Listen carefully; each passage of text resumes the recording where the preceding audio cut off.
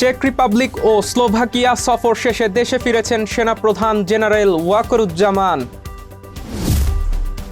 স্থানীয় সরকার নির্বাচন সামনে রেখে নতুন ভোটার হওয়ার সময় বাড়ালো ইসি, সুযোগ ৩১ জুলাই পর্যন্ত।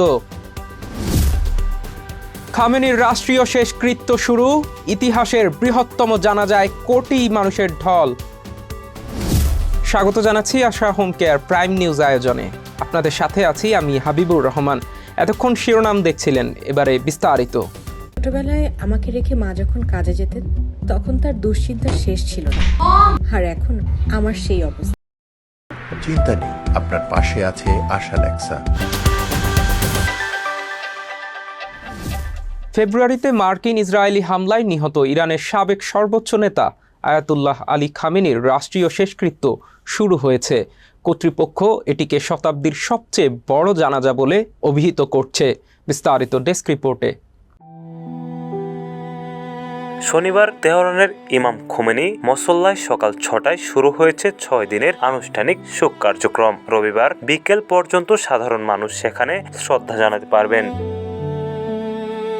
ইরানি কর্তৃপক্ষ জানিয়েছে ১,২০,০০,০০০ থেকে ২ কোটি মানুষ এই অনুষ্ঠানে যোগ দেবেন বলে প্রত্যাশা করা হচ্ছে। তেহরানের মোহাম্মদ রাসূলুল্লাহ কর্পস এই অনুষ্ঠান পরিচালনা করছে।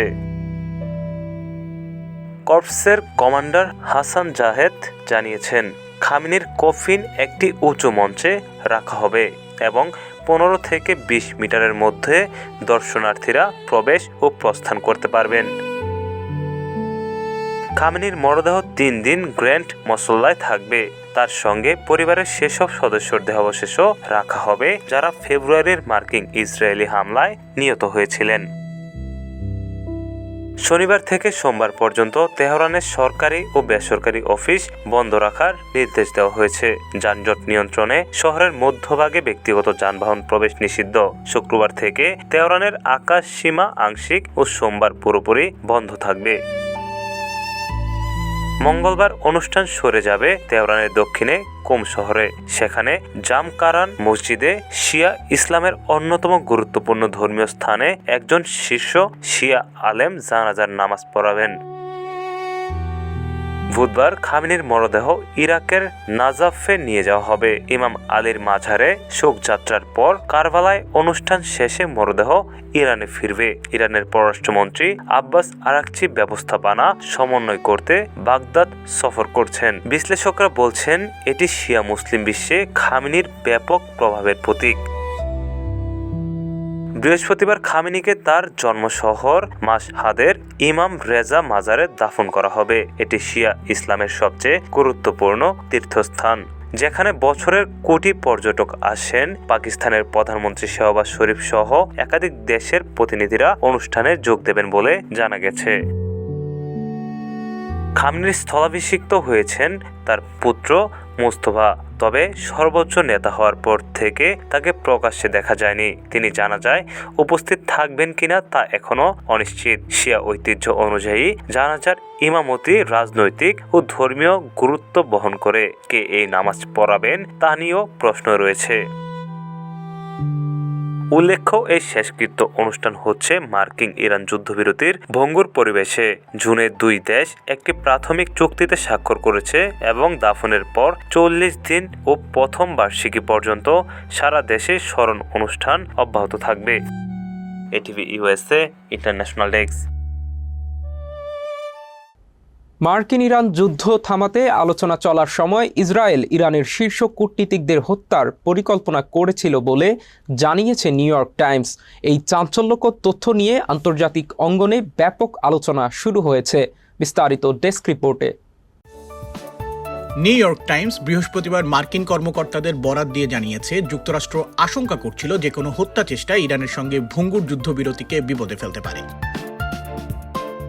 ওয়াল স্ট্রিট জার্নাল মার্চে জানিয়েছিল, ইরানের পররাষ্ট্রমন্ত্রী আব্বাস আরাগচি ও রাজনীতিবিদ মোহাম্মদ বাগের গালিবাফ ইসরায়েলের হিট লিস্টে ছিলেন। তবে যুক্তরাষ্ট্র আলোচনা শুরু করলে তাদের সাময়িকভাবে তালিকা থেকে সরিয়ে নেওয়া হয়।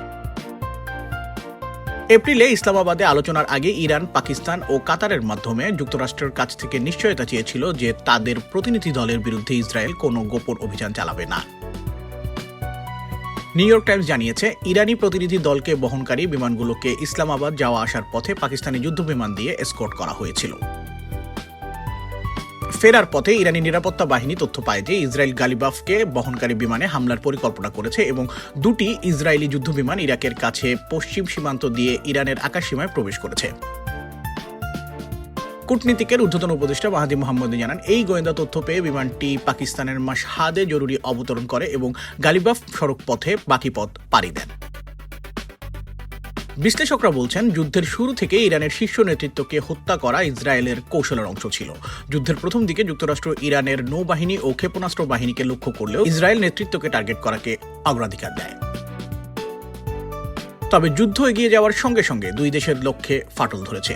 ইসরায়েল যুদ্ধবিরতিকে তার লক্ষ্যের জন্য হুমকি মনে করছে। তাদের আশঙ্কা, চুক্তির ফলে ইরানের হাতে বিপুল অর্থ আসবে, যা দিয়ে দেশটি দ্রুত পুনর্গঠিত হবে এবং পারমাণবিক উচ্চাভিলাষ অব্যাহত রাখবে। ATV USA international desk. এবার ছোট্ট একটা বিরতি নিচ্ছি, ফিরে এসে থাকছে বঙ্গোপসাগরে লঘুচাপ ও মৌসুমী বায়ুর সক্রিয়তা, দেশের 6 বিভাগে ভারী বৃষ্টির পূর্বাভাস। ব্যস্ততার কারণে বাবা মার সঠিক যত্ন নিতে পারছিলাম না। তারপর সন্ধান পেলাম আশা হোম কেয়ারে। আশা হোম কেয়ার, ভালোবাসার পরশে প্রবীণদের পাশে।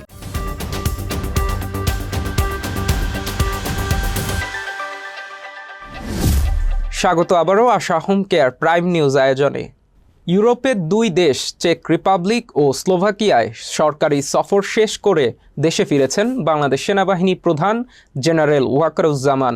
সফরকালে দ্বিপাক্ষিক প্রতিরক্ষা সম্পর্ক ও সামরিক সহযোগিতা জোরদারের লক্ষ্যে দেশ দুটির শীর্ষস্থানীয় ব্যক্তিবর্গের সঙ্গে সাক্ষাৎ করেন তিনি। বিস্তারিত ডেস্ক রিপোর্টে। ইউরোপের 2টি দেশে 6 দিনের অত্যন্ত গুরুত্বপূর্ণ রাষ্ট্রীয় সফর শেষ করে শুক্রবার স্বদেশে প্রত্যাবর্তন করেছেন সেনাপ্রধান জেনারেল ওয়াকারুজ্জামান। আন্তঃবাহিনী জনসংযোগ পরিদপ্তর বা আইএসপিআর এর পক্ষ থেকে এক সংবাদ বিজ্ঞপ্তির মাধ্যমে আজ তাঁর দেশে ফেরার বিষয়টি নিশ্চিত করা হয়েছে। আইএসপিআর জানায়, সফরকালে বাংলাদেশ ও ইউরোপীয় ইউনিয়নের এই 2 দেশের মধ্যে পারস্পরিক সামরিক ও প্রতিরক্ষা সহযোগিতা আরও সুদৃঢ় করার বিষয়ে জোর দেওয়া হয়েছে। দ্বিপাক্ষিক সম্পর্ক উন্নয়নে তিনি চেক রিপাবলিক ও স্লোভাকিয়ার প্রতিরক্ষা খাতের শীর্ষ স্থানীয় কর্মকর্তাদের সঙ্গে বিশেষ মতবিনিময় সভায় অংশ নেন। বৈঠকের পাশাপাশি সেনা প্রধান দেশ দুটির আধুনিক বিভিন্ন সামরিক প্রতিষ্ঠান এবং প্রতিরক্ষা শিল্প স্থাপনাগুলো সরেজমিনে পরিদর্শন করেন। আধুনিক প্রযুক্তি ও প্রতিরক্ষা ব্যবস্থার মেলবন্ধন প্রত্যক্ষ করার পাশাপাশি বাংলাদেশের সামরিক বাহিনীর আধুনিকায়নে এই অভিজ্ঞতা ফলপ্রসূ হবে বলে মনে করছেন সংশ্লিষ্টরা। এর আগে গত 28 জুন সরকারি সফরে চেক রিপাবলিক ও স্লোভাকিয়ার উদ্দেশ্যে ঢাকা ত্যাগ করেছিলেন সেনাবাহিনী প্রধান। সফল এই সফর শেষে আজ সকালে হযরত শাহজালাল আন্তর্জাতিক বিমানবন্দরে অবতরণ করেন তিনি। ATV USA news desk. আসন্ন স্থানীয় সরকার নির্বাচনকে সামনে রেখে নতুন ভোটার হওয়ার সময়সীমা বাড়িয়েছে নির্বাচন কমিশন। পূর্ব নির্ধারিত 30 জুনের পরিবর্তে এখন আগামী 31 জুলাই পর্যন্ত নতুন ভোটার হওয়ার সুযোগ পাবেন নাগরিকেরা। কমিশনের চূড়ান্তকরণের অপেক্ষায় থাকা প্রাথমিক কর্মপরিকল্পনা বা রোডম্যাপ থেকে এই তথ্য জানা গেছে। বিস্তারিত ডেস্ক রিপোর্টে। তৃণমূলের ভোট উৎসবকে সামনে রেখে নির্বাচন গোছানোর কাজ শুরু করেছে কাজী হাবিবুল আওয়াল কমিশন। এরই অংশ হিসেবে স্থানীয় সরকারের 4 প্রতিষ্ঠান, ইউনিয়ন পরিষদ, উপজেলা পরিষদ, পৌরসভা ও সিটি কর্পোরেশন নির্বাচনের জন্য আলাদা 4টি রোডম্যাপ প্রণয়ন করেছে ইসি। এই জুলাই মাসের মধ্যেই রোডম্যাপগুলো চূড়ান্ত করে আনুষ্ঠানিকভাবে ঘোষণা করার কথা রয়েছে। নির্বাচন কমিশন সচিবালয় সূত্রে জানা গেছে, অক্টোবরে ভোট গ্রহণের লক্ষ্য নিয়েই এগোচ্ছে ইসি। সে অনুযায়ী বৃহস্পতিবার সাংবাদিকদের সঙ্গে আলাপকালে নির্বাচন কমিশনার মোহাম্মদ আলমগীর অথবা সংশ্লিষ্ট নির্বাচন কমিশনার জানান, অক্টোবরে স্থানীয় সরকার নির্বাচন অনুষ্ঠানের পরিকল্পনা থাকায় ভোটার তালিকা হালনাগাদের সময়সীমা 1 মাস পিছিয়ে 31 জুলাই পর্যন্ত করা হয়েছে। ইসি জানায় কর্মকর্তারা কমিশনের কাছে একটি খসড়া চার্ট বা রোডম্যাপ জমা দিয়েছেন, যেখানে কোনো কাজ কখন সম্পন্ন করতে হবে তা সুনির্দিষ্টভাবে উল্লেখ করা রয়েছে। নতুন সিদ্ধান্ত অনুযায়ী আগামী 31 জুলাইয়ের মধ্যে যারা নতুন ভোটার হিসেবে অন্তর্ভুক্ত হবেন তারা প্রত্যেকেই আসন্ন স্থানীয় সরকার নির্বাচনে তাদের ভোটাধিকার প্রয়োগ করতে পারবেন। এদিকে নতুন ভোটার যুক্ত হওয়ার পর চূড়ান্ত ভোটার তালিকার উপর ভিত্তি করে ভোট কেন্দ্রের সংখ্যাও বাড়াতে হবে নির্বাচন কমিশনকে। তবে তার আগে আইন শৃঙ্খলা পরিস্থিতি ও সামগ্রিক পরিবেশ বিবেচনা করে জুলাইয়ের শেষ সপ্তাহে চূড়ান্ত রোডম্যাপ প্রকাশ করা হতে পারে বলে আভাস দিয়েছে কমিশন সংশ্লিষ্টরা। ATV USA news desk. উত্তর পশ্চিম বঙ্গোপসাগরে অবস্থানরত লঘুচাপটি আরও ঘনীভূত হওয়ার আশঙ্কার মাঝেই দেশের 6টি বিভাগে মাঝারি থেকে ভারী বর্ষণের পূর্বাভাস দিয়েছে আবহাওয়া অধিদপ্তর। একই সঙ্গে দেশের বিভিন্ন অঞ্চলে দমকা হাওয়াসহ বজ্র বৃষ্টি হতে পারে বলেও জানানো হয়েছে। বিস্তারিত ডেস্ক রিপোর্টে।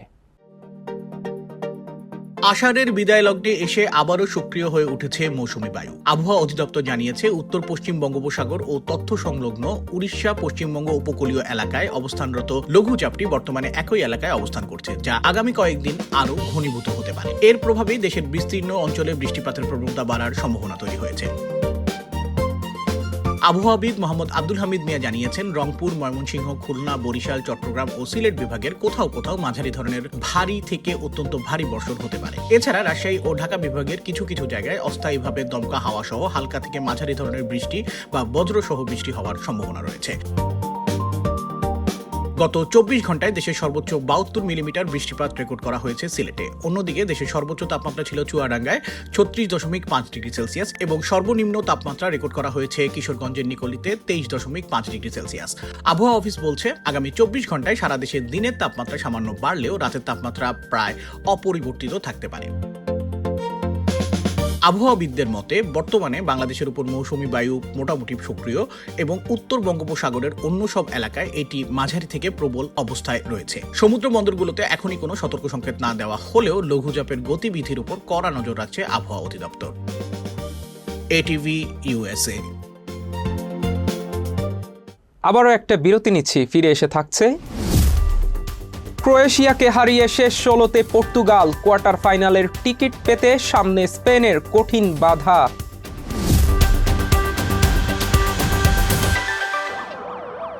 আমি যদি মিথ্যে বলতাম তাহলে আমার ছেলেটা কি শিখত?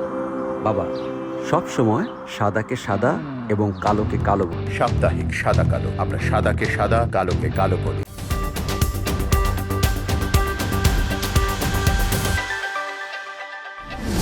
ফিরে এলাম আশা হোম কেয়ার প্রাইম নিউজে। এবার খেলার খবর। চলমান বিশ্বকাপের রোমাঞ্চ আর নাটকীয়তায় ভরা ম্যাচে ক্রোয়েশিয়াকে 2-1 গোলে হারিয়ে শেষ 16 নিশ্চিত করেছে পর্তুগাল।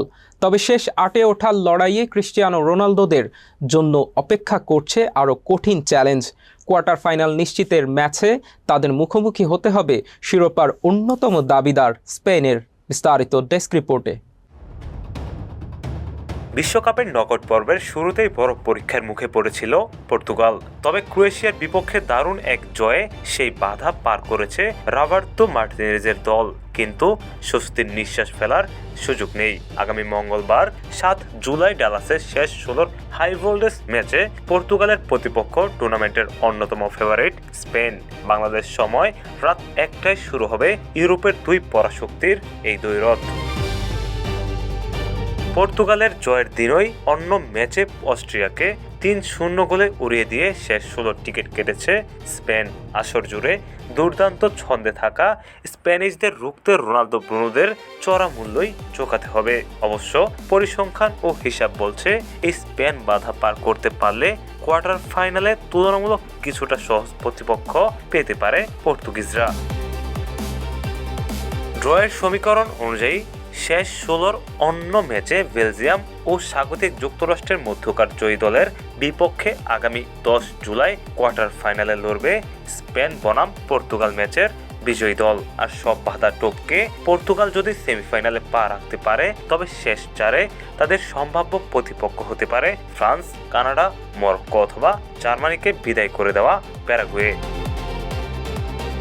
তবে নকআউট পর্বের শুরুতেই এমন কঠিন সমীকরণে পড়ার জন্য নিজেদের ভাগ্যকেই দুষতে পারে পর্তুগাল। গ্রুপ পর্বের শেষ ম্যাচে কলম্বিয়ার বিপক্ষে গোলশূন্য ড্র করায় কে গ্রুপের রানার্স আপ হয়ে পরের রাউন্ডে আসতে হয় তাদের। কলম্বিয়াকে হারিয়ে গ্রুপ চ্যাম্পিয়ন হতে পারলে কোয়ার্টার ফাইনালে আগে বড় কোনো দল সামনে পড়তো না CR7 দলের। তবে আপাতত অতীত ভুলে স্পেনকে বধ করার ছক কষায় মূল লক্ষ্য মার্টিনেজ শিষ্যদের। ATV USA sports desk. শেষ করার আগে থাকছে বিনোদনের খবর। বরবাদের অভূতপূর্ব সাফল্যের পর আবারও একসঙ্গে কাজ করতে যাচ্ছেন ঢালিউডের শীর্ষ তারকা সাকিব খান ও পরিচালক মেহেদী হাসান হৃদয়। নতুন এক বড় বাজেটের অ্যাকশন থ্রিলার সিনেমায় আজ আনুষ্ঠানিকভাবে চুক্তিবদ্ধ হয়েছেন সাকিব। বিস্তারিত ডেস্ক রিপোর্টে। প্রযোজনা প্রতিষ্ঠান রিয়েল এনার্জি বিষয়টি নিশ্চিত করেছে, তবে নতুন সিনেমার নাম বা গল্পের বিষয়ে এখনো কিছু জানানো হয়নি। শিগগিরই আনুষ্ঠানিক ঘোষণা আসবে বলে জানিয়েছে প্রতিষ্ঠানটি। পরিচালক হৃদয় বলেছেন, আজ আনুষ্ঠানিকভাবে শাকিব খানকে চূড়ান্ত করা হয়েছে। আমরা আবারও তাকে সম্পূর্ণ নতুনভাবে দর্শকদের সামনে উপস্থাপন করতে চাই।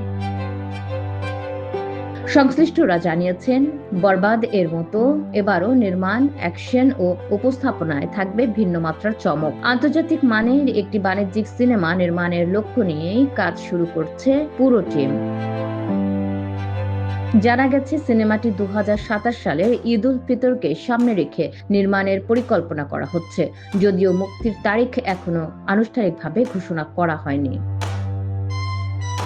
উল্লেখ্য, গত বছর মুক্তিপ্রাপ্ত বরবাদ দেশীয় চলচ্চিত্রের অন্যতম ব্যবসা সফল সিনেমা হিসেবে স্বীকৃতি পেয়েছে। সাকিব খানের তীব্র অ্যাকশন ও হৃদয়ের নির্মাণ শৈলীর প্রশংসায় পঞ্চমুখ ছিলেন দর্শক সমালোচক উভয়েই। সেই সাফল্যের পর নতুন এই প্রজেক্টকে ঘিরে দর্শকদের প্রত্যাশা ইতোমধ্যে তুঙ্গে।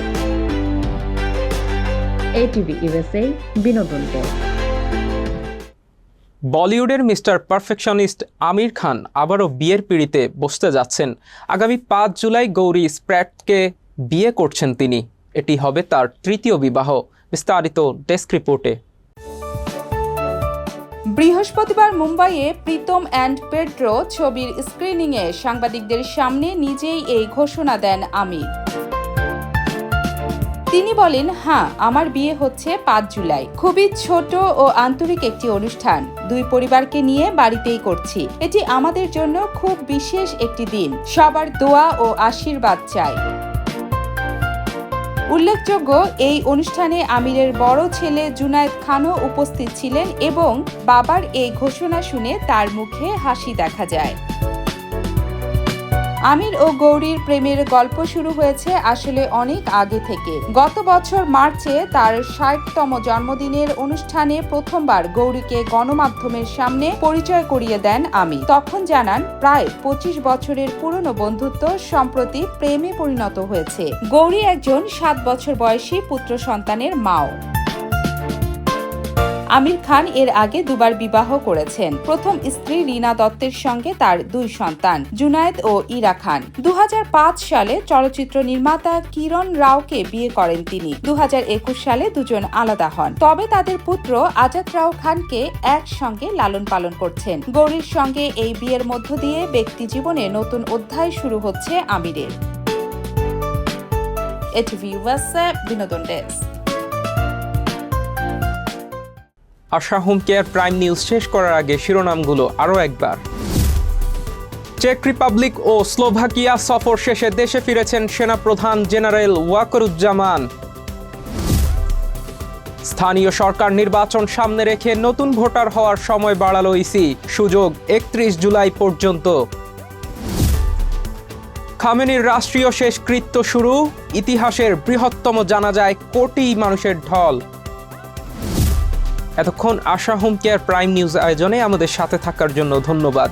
এটিভি USA দেখতে ডাউনলোড করুন অ্যাপ, চোখ রাখুন এটিভি USA ফেসবুক পেজ ও ইউটিউব চ্যানেলে। থাকুন এটিভি US এর সাথে, থাকুন সংবাদে, সংস্কৃতিতে, বিশ্বজুড়ে বাঙালিয়ানায়।